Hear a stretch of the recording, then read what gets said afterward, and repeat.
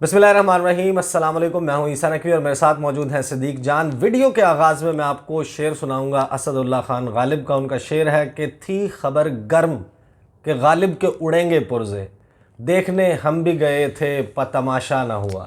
बड़ी ख़बरें चल रही थी, बहुत ज़्यादा इस हवाले से डिस्कशन हो रही थी और सिद्दीक जान ने तो जो मेरी इतलात है मैं आपको एक और ख़बर भी बता देता हूँ। उन्होंने बहुत तैयारी की हुई थी कि किस तरीके से पाकिस्तान डेमोक्रेटिक मूवमेंट जब अपना एक लाव लश्कर लेकर इस्लामाबाद में एक बड़ा लॉन्ग मार्च लेकर दाखिल होगी, इस्लामाबाद के मुख्तलिफ़ रास्तों पर जिस तरीके से दिल्ली का मुहासरा हुआ, किसानों ने जाके किया, इसी तरह लाखों लोगों का लश्कर लेकर जब पीडीएम पहुंचेगी तो सिद्दीक जान उसके मुख्तलिफ़ एंगल से किस तरीके से कवरेज करेंगे अपने चैनल के ऊपर, किस तरीके से उसकी फुटेजेस दिखाएंगे, मुख्तलिफ़ मकामात पे जो है वो इनके कौन से दोस्त खड़े होंगे जो इनको वहाँ से जो वहाँ की लाइव मनाज़िर हैं वो दिखा रहे होंगे और ये अपने चैनल पर उसको कवर कर रहे होंगे।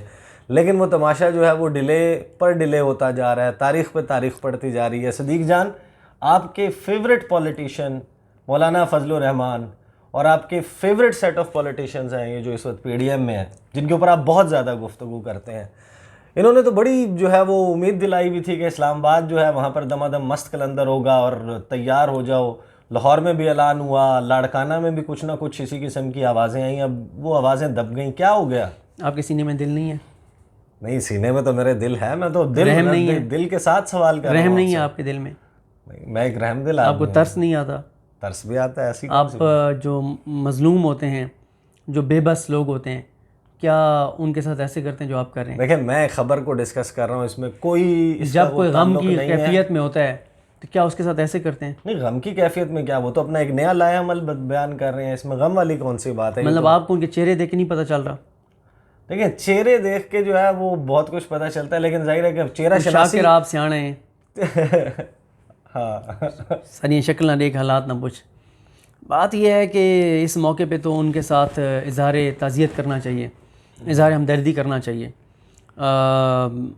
वो क्या था कि सहारा दे के छोड़ा है किसी ने, दिल उम्मीद तोड़ा है किसी ने। बहुत गाने सुनते हैं आप? नहीं, मैं कभी गानों का शौकीन नहीं रहा, लेकिन वो जो गाना बहुत ज़्यादा चल रहा होता है, ज़ाहिर है वो किसी न किसी तरह से वो पहुंच ही जाता है। नहीं, यानी कि सहारा भी इनको किसी ने दिया हुआ था पाकिस्तान डेमोक्रेटिक मूवमेंट को। मौलाना साहब अगर दो गाने सुने ना तो वो दो कौन से सुन सकते हैं? एक यही कि सहारा दे के छोड़ा है किसी ने, दिल उम्मीद तोड़ा है किसी ने, और दूसरा वो सुन सकते हैं वो हम सफ़र था मगर उससे हम नवाई न थी। एक और भी सुन सकते हैं, एक अल्ताफ़ राजा थे, मेरा ख्याल है 90s में उनका एक गाना आया था, तुम तो ठहरे परदेसी साथ क्या निभाओगे, ये वो गालिबन पीपल्स पार्टी वालों को जो है। और एक और मुझे याद आ गया है कि वो जो खलील रहमान कंवर साहब का ड्रामा था ना, उसका वो सुन सकते हैं। मौलाना साहब कहते होंगे उनको, बिलावल को, यूँ बिलावल की तस्वीर देख के ना, मेरा ये भरम था मेरे पास तुम हो। तो मौलाना ने क्या कुछ नहीं किया। मौलाना ने आपके अरमान भी जो है ना उन पर भी ओस गिरा दिया। आपने जनवरी के आखिर में बड़े कोट शोट गर्म कपड़े बाहर खड़े होकर रिपोर्ट करने के लिए खरीदे हुए थे, सब मुझे मालूम है आपके। नहीं, वो मुझे बताए ना, वो असल में मुझे याद नहीं रहा कि मैं वो पहले देख लेता, लेकिन वो जो मेरे पास तुम वो ड्रामे में ना, वो जो उसका खामिद होता है, जो बड़ा मेहनती होता है, गरीब होता है, लेकिन दानिश और उस खातून का क्या नाम था वो, क्योंकि मुझे इस वजह से पता है कि वो बड़ी ना हेडलाइंस चली थी और सोशल मीडिया पे बहुत चल रहा था। मेरा ख्याल है कुछ चैनल्स ने भी चलाया था, दानिश मार के। हाँ, तो दानिश की वो जो बीवी थी, उसका नाम नहीं मुझे। हाँ, वो जिसको 2 टके की औरत, उसने क्या कुछ दानिश ने नहीं किया था उसके लिए। दानिश ने क्या सिला दिया?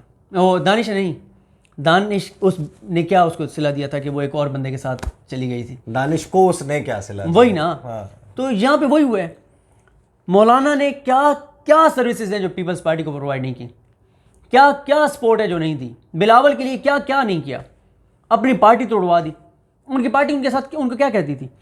वो कहती थी, मौलाना साहब आपका जो कद काठ है ना, उसमें आपको ये चीज़ जेब नहीं देती कि आप इन बच्चों के पीछे खड़े हों,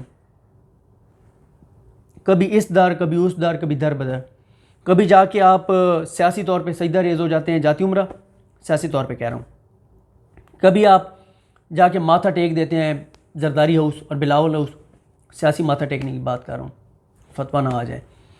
तो भाईजान, मौलाना साहब ने क्या कुछ नहीं किया, इनको कितना डिलीवर किया। एंड पे क्या मिला? उन्होंने कहा ज़िमनी इंतखाबात भी लड़ेंगे, उन्होंने कहा सेनेट इंतखाबात भी लड़ेंगे, उन्होंने कहा इस्तीफ़े भी नहीं देंगे, उन्होंने कहा GHQ भी नहीं जाएंगे, फ़ौज का नाम भी नहीं लेंगे, जो लेगा वो सबूत भी देगा, नवाज शरीफ को तकरीरें भी अपने प्रोटेस्ट में नहीं करने देंगे, जो हमारी रैलीज़ होंगी। उन्होंने कहा मर्दान भी नहीं जाएंगे, बहावलपुर भी नहीं जाएंगे, इलेक्शन कमीशन के बाहर भी नहीं आएंगे। वो मुझे याद आ गया वकार जक्का वाला कि बॉस मेरा कसूर क्या है। बॉस मैंने किया क्या? मैंने किया क्या है? तो यार बॉस बिलावल बॉस मौलाना ने किया क्या है? मौलाना का कसूर क्या है? तो भाई अगर वो उनकी पार्टी का कोई बंदा कह रहा हो कि हम धरना देंगे वहाँ पर गड़ी खुदा बख्श में।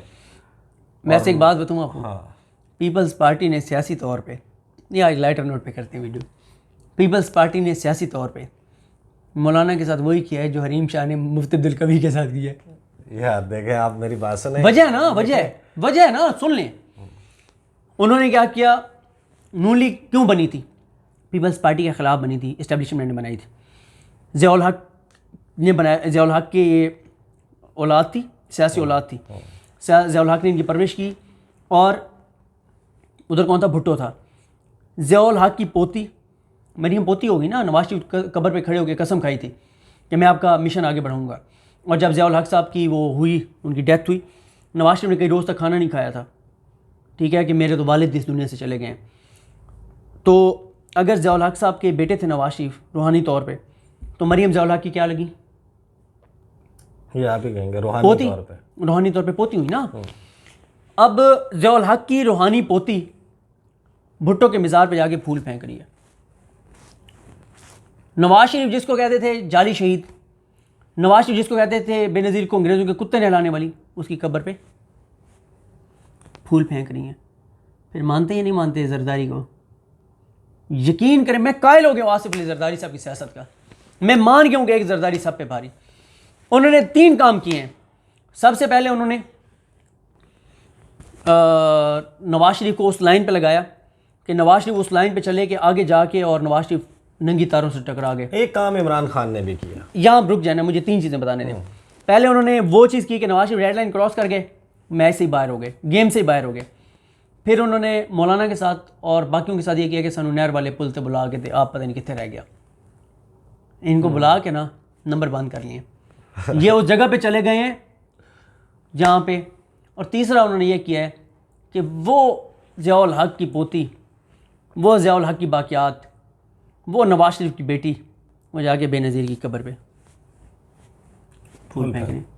अच्छा, नहीं वैसे एक काम जो है वो इमरान खान ने भी किया। मेरा ख्याल है कि वो जो 90s की सियासत, आपने भी ज़ाहिर तज़किरा छेड़ ही दिया, किस तरीके से पीपल्स पार्टी और नून लीग जो है उसके दरमियान वैर था। और आफ्टरवर्ड्स हमने देखा जब परवेज़ मुशर्रफ की वजह से एक सेल्फ इम्पोज्ड एग्ज़ाइल और एक मुआहदे वाली एग्ज़ाइल में गए, जिला वतनी में गए, और फिर इन्होंने चार्टर ऑफ डेमोक्रेसी साइन किया, फिर वापस आए दोनों। जब वो वापस आए तो फिर दोबारा से 90s की सियासत लौट आई, दोबारा से जो है वो एक दूसरे से नॉर्थ पोल और साउथ पोल के ऊपर चले गए। फिर जब इमरान खान आए हैं तो फिर उनके उसमें वो फिर एकदम इकट्ठे हो गए हैं, जिस तरह परवेज़ मुशर्रफ के दौर में इकट्ठे हुए थे। तो एक बात तो तय हो गई ना कि इमरान खान को सियासत नहीं है, पॉलिटिकल जो इमरान खान को सियासत नहीं है। देखने 11 जमातों को इकट्ठा कर दिया, बिल्कुल सियासत नहीं आती। 11 जमातों के, देखें पॉलिटिकली एक बात तो तय है ना कि ये सियासी जमातें एक दूसरे के ऊपर कीचड़ उछालती रहीं, आवाम को पोलराइज करती रहीं, लड़वाती रहीं, आपको पता है एक दूसरे के खिलाफ क्या क्या कुछ करती रहीं, और अब वो इकट्ठी हैं। कभी ये डाटा निकालना चाहिए कि पीपल्स पार्टी और नून लीग जब आपस में इलेक्शन लड़ते रहे तो पूरे पाकिस्तान में इनकी आपस की लड़ाई में कितने बेगुनाह जो हैं उन्होंने एक दूसरे को कत्ल किया। इन्हीं पार्टियों की वजह से लड़ाइयाँ थी ना। ये कहते थे चोर हैं, डाकू हैं, लुटेरे हैं, पाकिस्तान के लिए खतरा है, सिक्योरिटी रिस्क हैं, इस धरती का नासूर है, हमने इन्हें माफ़ कर दिया तो अल्लाह भी माफ़ नहीं करेगा। ये ग्रेटर पंजाब बनाना चाहते हैं, पाकिस्तान को बेचना चाहते हैं। नवाज शरीफ मेमो गेट में क्या किया था? पैंट कोट पहन के चले गए थे, कोर्ट चले गए और अच्छे वाली टाई लगा के। ठीक है, तो चार्टर ऑफ डेमोक्रेसी वाले कर चुके थे। तो सर ये चीज़ें हैं। बाकी मौलाना को आप पीपल्स पार्टी ने पता क्या मशवरा दिया? क्या? मौलाना साहब आपकी कसम से बहुत ज़रूरत है आप सेनेट में आ जाएं। अच्छा, आप सेनेटर बन जाएं। अच्छा, आप सेनेटर बन जाएं, आपकी बड़ी ज़रूरत है। और हमने इमरान खान को नहीं छोड़ना, बिल्कुल नहीं छोड़ना है इसको। सेनेट में टफ टाइम देना और वो आप ही दे सकते हैं। आप जब वहाँ खड़े होकर तकरीर करेंगे ना, लग पता जाएगा इमरान खान को, दर दीवार हिल जाएंगे मौलाना साहब, आपकी आवाज़ गूंजेगी। नहीं देखें, जो जब मुत्तहिदा मजलिस अमल भी बनी थी उस वक्त ज़ाहिर है कि ट्राइबल एरियाज़ में जिस किस्म की सूरत हाल थी, उस वक्त ज़रूरत थी परवेज़ मुशर्रफ की कि ये लोग पार्लियामेंट में हों।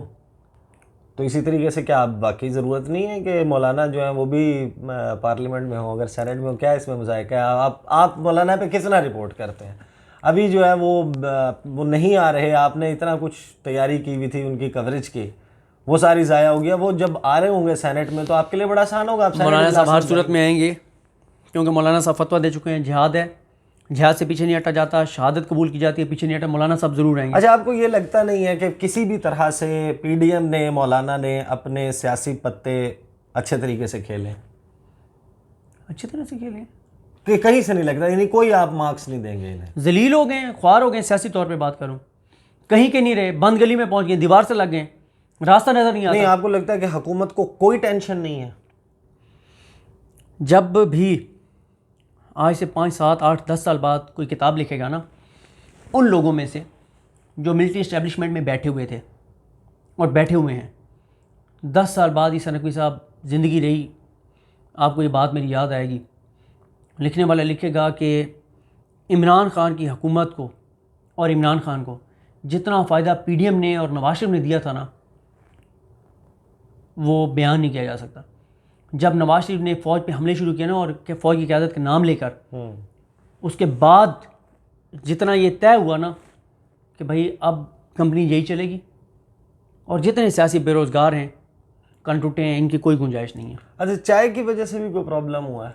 यार चाय के ऊपर तो, क्योंकि मैं पहले एक बार ये सुना चुका हूँ, एक बार फिर सुना देता हूँ मुख्तसर। नहीं, लेकिन ये जो है ना कि रुख पिंडी की तरफ होगा, ये भी एक इसरार जो है या एक तजवीज़ आई थी पीडीएम में, और उसने तो पीडीएम को इख्तलाफात का शिकार कर दिया था बहुत ज़्यादा। उसमें बिलावल ने कहा था कि ये आपकी अगर राय थी तो आपने पीडीएम के प्लेटफॉर्म से जाके अनाउंस क्यों कर दी।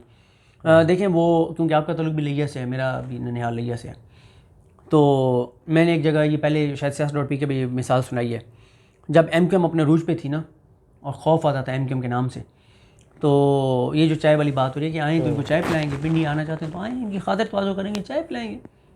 तो इससे पैगाम उसी तरह से था जैसे जब एमक्यूएम बहुत अरूज पे थी और एक मैसेज जाता था एमक्यूएम के सेक्टर कमांडर की इंचार्ज की जानिब से कि फ़लाँ का केक काट दो।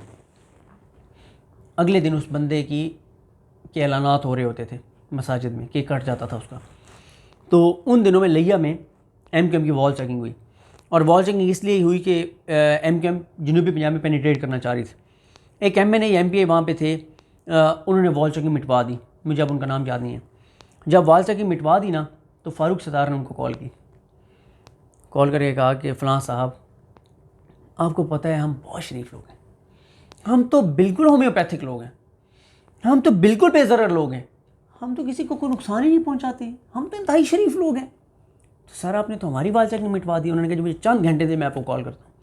उन चंद घंटों में उस एमएनए एमपी ने अपने पैसों से वॉल चेकिंग करवा के और तस्वीरें व्हाट्सएप की के ज़रिए। तो ये जो पैगाम था ना कि आएँ इनको चाय पिलाएंगे, खातिर मदारत करेंगे, तो ये पैगाम जहाँ पर उन्होंने देना था वहाँ पहुँच गया था। और उसके बाद से ऐसे वो पीछे हटे हैं ना कि उसकी अब मैं आपको मिसाल भी नहीं दे अब ये जो अनाउंस किया है इन्होंने नया प्लान कि मज़ीद जलसे होंगे, और गालिबन 13 फरवरी बोला है कि 13 फरवरी को नया जलसे हैं आगे जलसे होंगे, और फिर एक नया ऐलान जो है वो किया जाएगा। तो ये तो एक बात तो तय है कि अगर पीडीएम को कोई कामयाबी नहीं भी मिलती, हुकूमत के काम में खलल जो है बिल्कुल वो पाकिस्तान की मईशत के हवाले से, एक कारोबारी एक्टिविटी के हवाले से, एक सियासी इस्तेहकाम के हवाले से एक नुकसान तो बहरहाल पहुंचता रहेगा। देखें,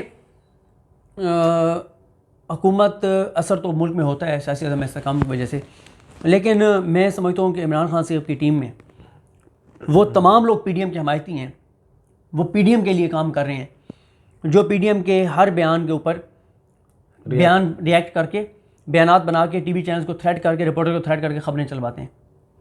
भाई एक बड़ा बंदा इल्जाम लगा रहे हैं। आपके साथ ही मैं बैठा था जब मैंने नहीं, प्राइम आपने बात तो की थी कि थ्रेट भी करते हैं और कहते हैं चलवाओ। हाँ हाँ बिल्कुल थ्रेट करते हैं, ठीक है।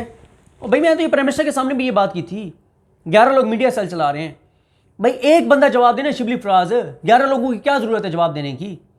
और भाई आप अपनी वजारतों की कारकर्दगी बताएं ना, आप अपनी कारकर्दगी बताते नहीं हैं। आप पीडीएम के मेरे ख्याल में पीटीआई की हुकूमत को भी ना अपने अपने ज़रा जो रैंक्स एंड फाइल है उसमें भी ज़रा एक दफ़ा देखने की ज़रूरत है कि इनके अपनी जो लोगों की परफॉर्मेंस है, जो अपने वज़रा की, अपने ज़िम्मेदारान की, जिसका जो काम है वो वही काम करे और फिर उनकी परफॉर्मेंस के ऊपर बात होनी चाहिए। उनको हर वजीर अपनी कारकर्दगी पे बात करे, अपनी वजारत पे बात करे। ये जो हर बंदा पीडीएम के ऊपर चढ़ दौड़ता है, पीडीएम के खिलाफ बयान देता है, ये नहीं होना चाहिए। यानी आपको लगता है कि पीडीएम को उसके वो फ़ायदा दे रहे हैं पीडीएम को, हुकूमती सफ़ों में बैठे हुए लोग जो हर बात पे ट्वीट ठोकते हैं, बयानात चलाते हैं। यार आप एक बंदा है ना शिबली फराज, वो दे हुकूमत का रिएक्शन। बाकी एक वजीर आके बताया कि कामयाब जवान प्रोग्राम कहाँ पहुंचा है, एक आके बताया एहसास प्रोग्राम कहाँ पहुंचा है, एक आके बताया हाउसिंग वाला प्रोजेक्ट कहाँ पहुंचा है, एक बताया नौकरियों का मामला कहाँ पे पहुंचा है, एक बताया साइंस एंड टेक्नोलॉजी में क्या हो रहा है, एक बताया कि तरक्याती तौर पर क्या हो रहा है, एक आके बताया CPEC का क्या हो रहा है, एक आके बताया कि ब्यूरोक्रेसी में रिफॉर्म्स पे क्या हो रहा है, एक आके बताया पुलिस रिफॉर्म्स पे क्या हो रहा है। आके बता देंगे। आपका ख्याल है कि हमारे मीडिया पे वो चीज़ें चलेंगी? मीडिया पे ना भी चले ना सर, आप देखें ना 15-20 यूट्यूबर्स हैं जिनको लाखों लोग देखते हैं। देखिए अभी भी जो मेजॉरिटी है पाकिस्तानियों की, वो मैं इत्तफाक करता हूँ। आपने खुद भी उस दिन बात प्राइम मिनिस्टर को ये कहा था कि 15 करोड़ लोग, 15 करोड़ लोगों का जो सोर्स ऑफ इंफॉर्मेशन है वो टेलीविजन है या अखबार है। देखिए इसका मैं एक तरीका बताता हूँ। जब एक मिनिस्टर आके अपनी कारकर्दगी पे बात करेगा, पॉलिटिकल बात कोई नहीं करेगा ना, तो यकीन करें कुछ चीज़ें चल जाएंगी।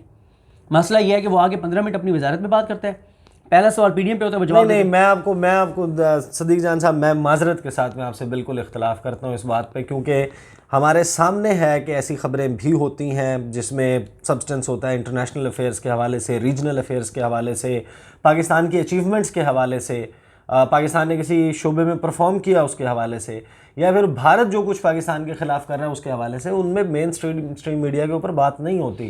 शाम 7 बजे से रात 11 बजे तक तमाम टॉक शोज़ में एक ही चीज़ चल रही होती है कि आप दो सियासतदान, एक सियासतदान यहाँ से बिठा लें, एक वहाँ से, एक वहाँ से, और एक बंदा बैठ के उनको कहे कि आओ लड़ो आपस में और हम लोगों को दिखाएं कि हम कैसे लड़ते हैं। ये मैं अपनी इस बात पे वो कर लेता हूँ कि आपकी बात ठीक है, लेकिन मैं कह रहा हूँ कि यार एक बार हुकूमती लोग ये करके तो देखें ना। अभी तो कर ही नहीं रहे। टॉक शोज़ का जो एजेंडा है, जो टॉक शोज़ का बेसिकली फॉर्मेट है, उसमें गुंजाइश ही नहीं है ऐसी खबरों की। ये बात आप ठीक कह रहे हैं, लेकिन मैं दोबारा ये कह रहा हूँ, आप यार पीटीवी पे तो चलो ये कर लेना, स्टेट टेलीविजन है ना देखे कोई, आप वहाँ पे तो कर लें, वहाँ पे भी आप नहीं कर रहे। उसको कहेंगे कि प्रोपेगेंडा है। नहीं, प्रोपेगेंडा क्या है, कोई इल्ज़ाम तो नहीं लगा रहे हैं, तो अपनी कारकर्दगी बता रहे हैं। लेकिन इमरान खान साहब की टीम के लोगों को अपनी कारकर्दगी ज़्यादा बतानी चाहिए। ये जो खबरें चलवाने का शौक़ है ना, खुदारा ये टिकर शिकर वाला, इससे बाज आ जाएं, अपनी आगे कारकर्दगी बताएं यार, अपनी चीज़ें बताएं।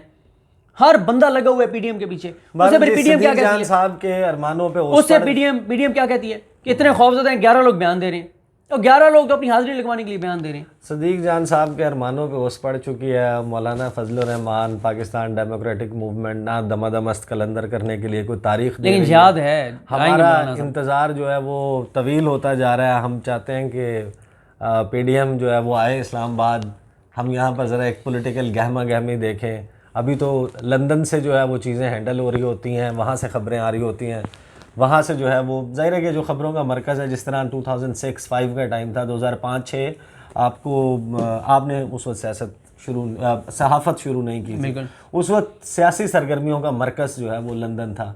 मैं भी ज़ाहिर है कि मैं इस्लामाबाद में कर रहा था रिपोर्टिंग, लेकिन हम भी देखते थे कि जो फ्रंट पेज और बैक पेज है अखबार का ना, उसमें 5-6 जो डेटलाइन है वो लंदन से ख़बरें लगी हुई होती थी। तो अभी भी जो है वो ख़बरों का मरकज़ इस्लामाबाद जो है उस तरीके से नहीं बन रहा, सियासी ख़बरों का मरकज़ ऐसे ही कह रहा हूँ। तो वो सदीक जान साहब की तैयारी धरी की धरी रह गई है। इन्होंने बड़े गर्म कपड़े सिलवाए हुए थे, और ये कि बारिश में ख़ास तौर पे बाहर खड़े होकर इन्होंने किस तरीके से अपनी वीडियोज़ रिकॉर्ड करनी है वो अब फ़िलहाल नहीं कर पाएंगे। हो सकता है कि वो बारिशों का मौसम गुजरने के बाद आए और धुंध का मौसम गुजरने के बाद आए। ये अच्छा भी है, वो थोड़ा सा उनके लिए ना आसानी हो जाएगी। तो वो कब आते हैं सदीक जान साहब के साथ गाहे बगाहे जो है वो मैं सियासी मामलात के ऊपर, ज़ाहिर अमूमन गुफ्तगू इंटरनेशनल अफेयर्स पे हो रही होती है, लेकिन कभी कभी जो है वो इस किस्म की गुफ्तगू भी मज़ीद भी हो जाया करेगी। अगली वीडियो में आपके साथ मुलाकात होगी। मुझे इजाज़त दीजिए। अल्लाह हाफ़िज़।